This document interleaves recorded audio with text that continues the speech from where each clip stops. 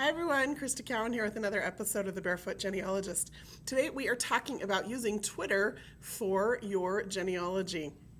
Now, a lot of you may already be on Facebook or read blogs or understand some of the power of social media to help educate you about how to do family history better, to help connect you with some of those distant cousins, and to really help out in your family history research.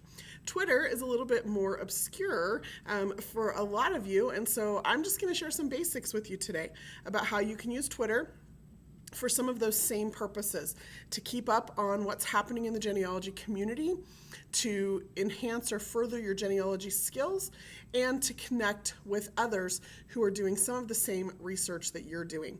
So with that introduction, let's go ahead and dive in to just this basic Twitter for genealogy tutorial.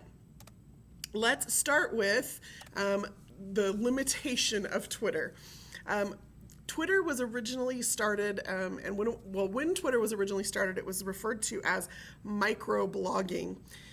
And really, the biggest limitation on Twitter is the number of characters that you can use. It was not intended for lengthy posts or lots of information.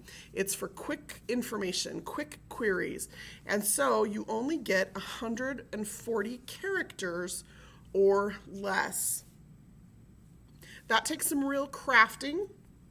It takes some real practice, and yet it's totally doable. We can have entire conversations in 140 characters or less. So keep that in mind. One of the things I do is I pre-write a lot of my tweets just to make sure they're going to fit into that character limitation. Another thing is, if you want other people to retweet or to copy what you've said and send it out to their network, then you need to keep it way below 140 characters. So the fewer characters you can use and get your message across, the better. That's the point. Brevity is the point, or one of the purposes of Twitter. Now, when you first set up your Twitter account, which is free, you are going to want to start looking for people to follow. And so there's a lot of different ways you can do this. I would encourage you to start following accounts like Ancestry.com. See who's following them. Pay attention to some of the conversations about family history, and I'll show you how to do that here in just a minute, and engage some of those people in conversation. The point of following anybody is just to keep up on what it is that they have to say. And so when you're in your own Twitter account, you can search for people to follow. If you'd like to follow me, come find me. My username is @Krista Cowan. All Twitter handles, that's what they're called, start with an @sign. That's how you tag each other. But you can just search by name as well. So I can come in here and I can do a search for Krista Cowan, and you'll see there's a couple of things that come up. If I want to look for just the people with that name, you'll see here I come up right at the top of the list. And then you just click follow, okay?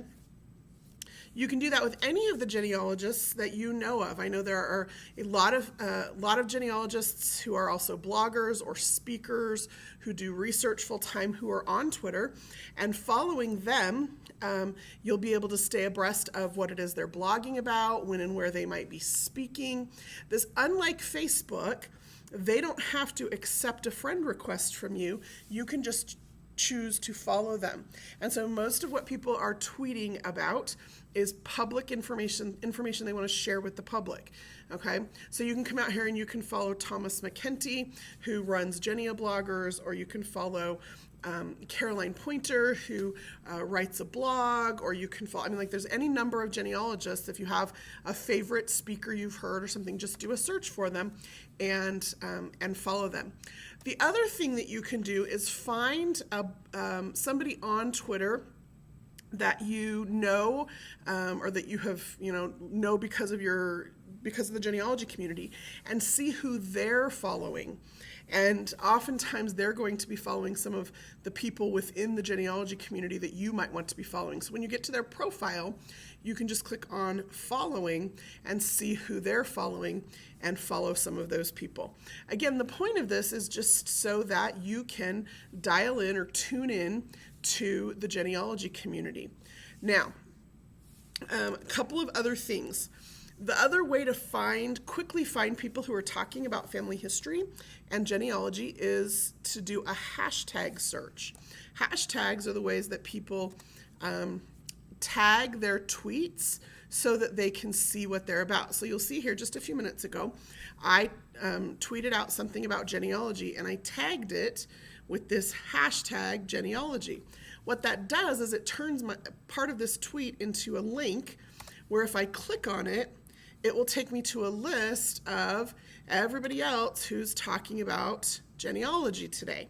And you'll see, of course, Genia Bloggers comes up right there at the top of the list, and Shauna Hicks and Tanya Kendrick, and some libraries and some other professional genealogists. Sometimes you'll see historical societies, lots of different people, FGS organizations, lots of different people tweeting about genealogy. And so this is a really quick way, a hashtag is a really quick way to just do a search to see who's talking about those things. And then you can click on any one of those users and then follow them. Again, what you're trying to do is just to build up a list of people who are talking about the things that you want to pay attention to. Now, once you're ready to engage in that conversation, or not just watch what other people are talking about, but maybe send out tweets of your own, or ask questions about things that some of these other people are tweeting, I would recommend that you look into some of the third-party platforms for doing that. You can do it all directly through Twitter, but I have found that there are other tools available. Hootsuite, Tweetdeck are just a couple of them, where you can actually set up columns and get really fancy about what you're paying attention to and what you're not paying attention to, so that you can keep track of some of the conversations that are happening. So I use Tweetdeck is one of the platforms that I use, and so you can see here it's just a series of columns that I have set up. I've set up these columns in a really specific way. So over here, we'll start over here on the right-hand side. On the right-hand side is just the list of people that I'm following and the things that they're talking about. And so I don't have to read every one of these. People are constantly having a conversation. I know Twitter has been likened to a cocktail party, where you walk into the cocktail party and you don't immediately start shouting or yelling at people, but what you do is you listen to the conversations that are going on around you. You kind of dip your toe in the water, and then if there's a conversation of interest to you, you drift over to that conversation and you participate. Twitter functions a lot the same way. So I have this, what's called my stream. This is the things that the people I'm following are talking about. And I can just show up here, for 5 or 10 minutes, a couple times a day, see what people are talking about. And if there's a conversation I want to engage in, I can then choose to engage in it. And I can do that by either clicking reply to this conversation, or I can retweet what this person has said to my followers if I think it's important enough to share. Or one of the things that I do sometimes is I'll just click favorite. That's kind of like a like on Facebook. But for me, I use it almost like a bookmarking system. Sometimes I'll favorite things because I want to go back and read the article that this person has linked to, or because I want to save that resource, like a bookmarking system. I want to save that resource for later. Sometimes I'll favorite something because I want to come back and talk to the person later or have a conversation with them later, and I'm not in a place to do that at the moment that I happen to read it. So this is my Twitter stream. This is the things my followers are talking about. The next column here is notifications. This is people who are talking to me. So people who are following me, who've seen the things that I'm talking about. And every time somebody favorites one of my tweets, I get notified of that. Every time somebody retweets one of my tweets, I get a notice of that. And then anytime, of course, that they respond to one of my tweets, that's the ones that I'm really going to want to pay attention to. So in this case, the information I just sent out a minute ago on Twitter has already been responded to.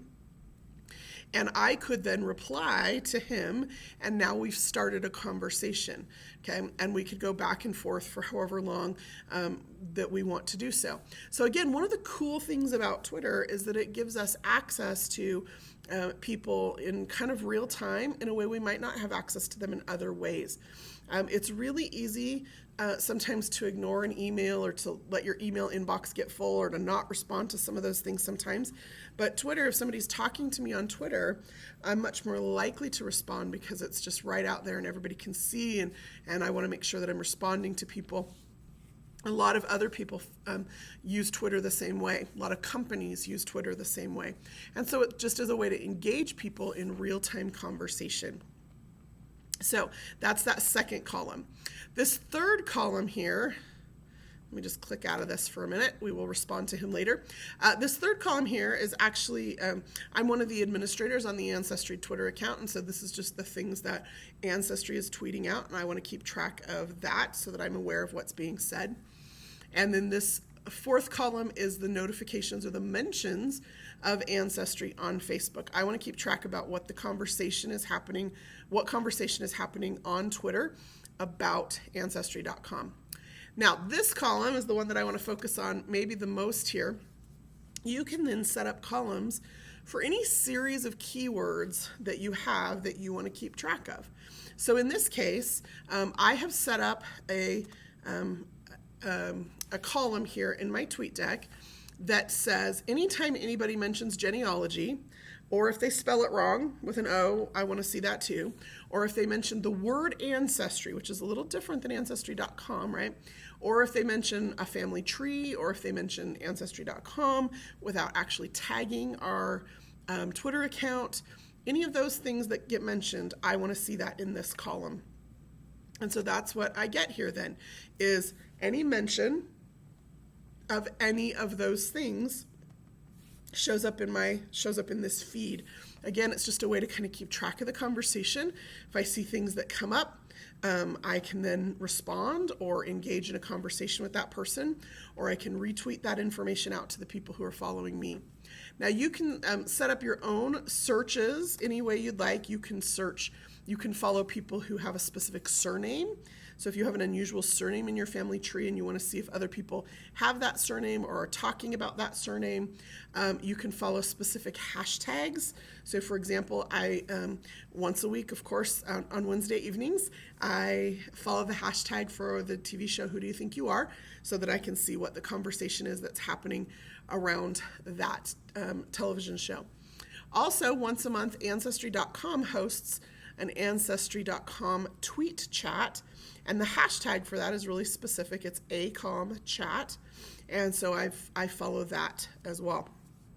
And so anytime I want to follow one of those things, I can either just do a quick search and see what's happening, or I can actually set up a separate column to keep that in my workspace here permanently. So that's how I choose to use one of these third-party softwares, just because it makes it easier for me. I can just quickly log in, take a look at what's happening here on this dashboard view. You can do some of those same things directly in Twitter as well. So you don't have to use a third-party software. You can tweet and follow other people and do searches on specific hashtags or keywords. All of that you can do directly in Twitter. I just happen to prefer this dashboard view because it gives it to me really quickly in a very concise view. So if you choose to use a third-party platform, though, I would really strongly encourage you to set up those little watch lists for keywords about things that you're interested in or things you want to talk about. Of course, mine has to do specifically with genealogy.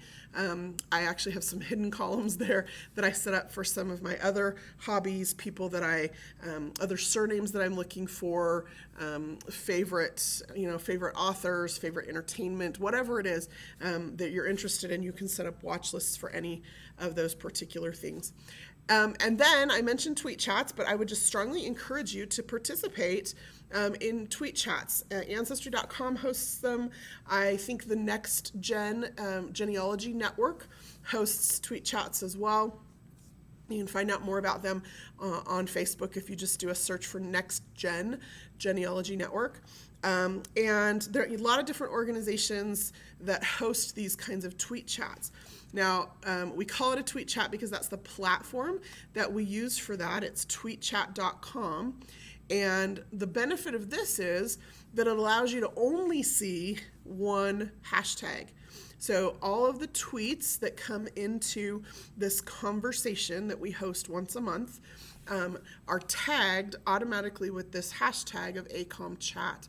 And so it ends up being this conversation that we can follow without the distraction of any other discussions. And so, again, this is going to be tonight. That's Wednesday night, August 12th.